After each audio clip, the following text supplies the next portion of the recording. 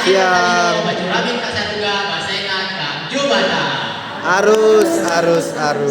Santa Teresia dari Kalkuta pernah berkata, hidup yang tidak dinikmati untuk melayani tidaklah berguna.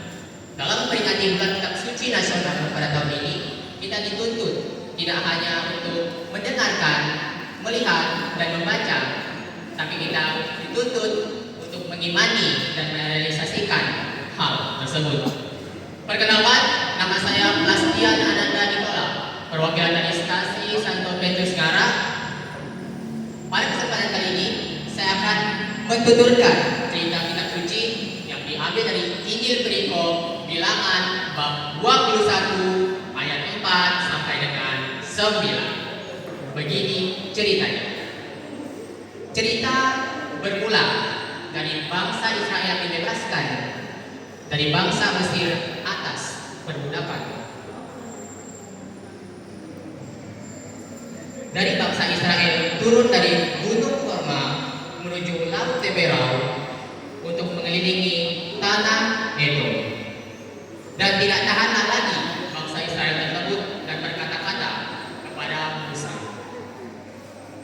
"Mengapa kamu memimpin kami keluar dari Mesir supaya kami mati di padang gurun ini? Sebab di sini tiada roti dan tidak ada air, dan akan makanan hambar ini kami telah muak." Dari situ diutuslah ular-ular tetung ke antara mereka untuk menghukum mereka. Nah, di situasi kepanikan itu, datanglah bangsa Israel kepada Musa dan berkata, "Kami telah berdosa, sebab kami telah berkata-kata melawan Tuhan dan Engkau. Berdoalah agar Tuhan menjauhkan ular-ular tetung ini daripada kami." Pada saat itu, Musa pun berdoa kepada Allah dan berfirman, "Buatlah ular dari tembaga dan letakkanlah di atas sebuah tiang. Barang siapa yang terpakut dan melihat ular tersebut tidak akan mati." Nah, teman-teman, apa sih yang ingin disampaikan oleh Tuhan dalam perikop kitab suci Bilangan bab 21 ayat 9 ini? Nah, saya akan soroti 3 adegan dan 3 pesan dalam cerita ini. Yaitu yang pertama, dari bangsa Israel turun dari Gunung Horma dan mereka mulai berkata-kata kepada Tuhan. Mereka lupa, teman-teman, dari mereka dibebaskannya dari bangsa Mesir dari perikop Injil kitab suci Keluaran bab 12 ayat 31 sampailah ke Bilangan bab 21 ayat 49. Mereka lupa, teman-teman, apa yang sudah diberikan kepada Tuhan untuk mereka dalam kisah mereka dari awal keluar dari Mesir sampailah ke Bilangan bab 1 ayat 49 ini. Mereka kurang bersyukur, teman-teman. Poin yang pertama adalah bersyukur. Adegan yang kedua, di saat bangsa Israel bersungut-sungut kepada Musa dan kata-kata kepada Tuhan, mereka tersadar, teman-teman. Mereka dikasih paham nih sama Tuhan, dihukum, didatangi ular tetung di antara mereka untuk menghukum mereka untuk menemui yang namanya pertobatan. Poin yang kedua adalah pertobatan.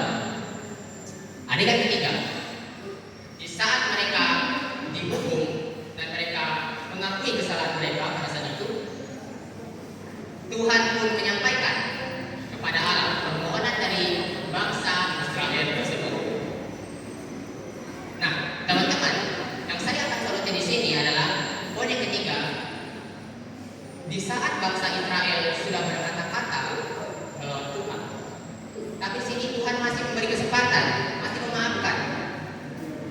Kita tidak tahu sebesar apapun itu di luar logika manusia. Yang pertama adalah kasih Tuhan yang tidak terlarang oleh logika manusia. Karena kasih Tuhan adalah kasih yang terbesar di alam semesta ini.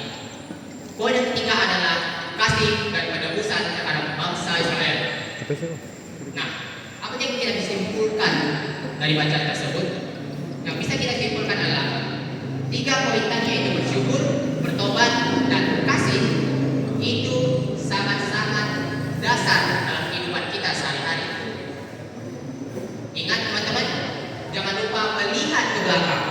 Apa itu Tuhan beri kepada kita dari kita buka mata, dari kita lahir sampai kita meninggalkan kaki di gereja ini pada hari ini.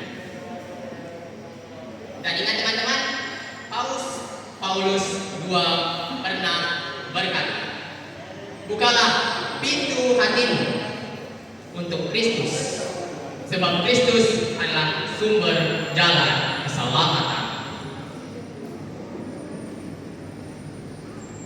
Demikian untuk kitab suci dari saya ucapkan terima kasih dan maaf jika ada kesalahan kata atau tidak kurang jelasan dalam saya bermetode bertutur. Mohon izin, saya akan tutup kitab suci pada hari ini dengan sebuah kata. Berjalan-jalan ke kota Bekasi. Cakep. Cukup sekian dan terima kasih. Tuhan Yesus Luar biasa. Roh Kudus. Amin. Terima Oke.